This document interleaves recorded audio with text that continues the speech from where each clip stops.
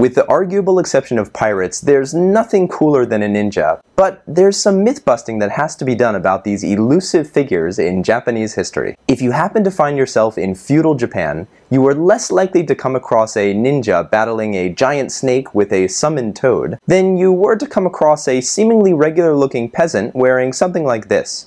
Because that's what ninjas did. They tried to blend in, and nothing says I'm not blending in more than battling a giant snake with your massive summoned toad.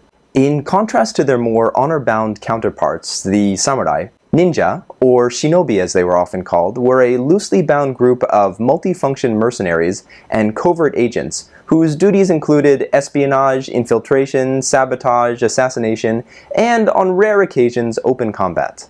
The Sengoku period was an era of almost constant war in Japan, filled with social upheaval, political intrigue, and where the shinobi most likely originated. I say most likely because historians are still a bit unclear on this, and some believe that shinobi were sneaking around the country almost 200 years before the Sengoku period. It turns out it's actually pretty tough to trace the history of a group of people whose job it was not to be traced. Becoming a ninja was tough. First, you had to be born into it, and oh, the training you had to go through. In addition to the standard repertoire of martial arts, survival skills, and scouting techniques, you were expected to be proficient in poisons, explosives, medicine, and have an in-depth knowledge of a wide variety of professions, so you could blend into the civilian population if the need arose. On top of that, long-distance runs, climbing, stealth walking, and stealth swimming were all musts for the mid-15th century ninja. The ninja were really sneaky and not always very honorable, dressing as the enemy to cause confusion and even firing upon the backs of friendly troops,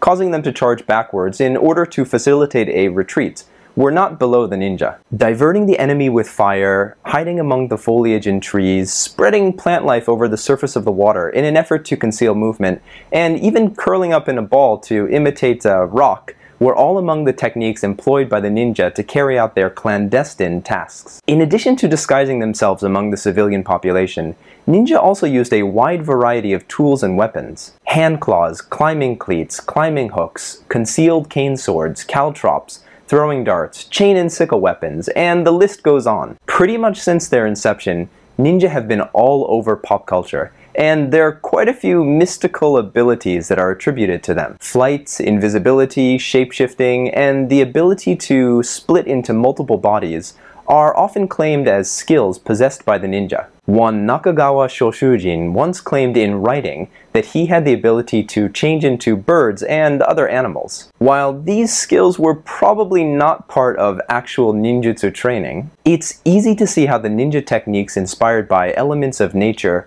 could lead to some pretty fantastic storytelling. But all that glitz aside, there's still quite a bit of historical haze and legend surrounding the ninja. And you know what? That just means they were pretty darn good at doing their jobs. After all, you never really know the truth about a ninja until it's too late.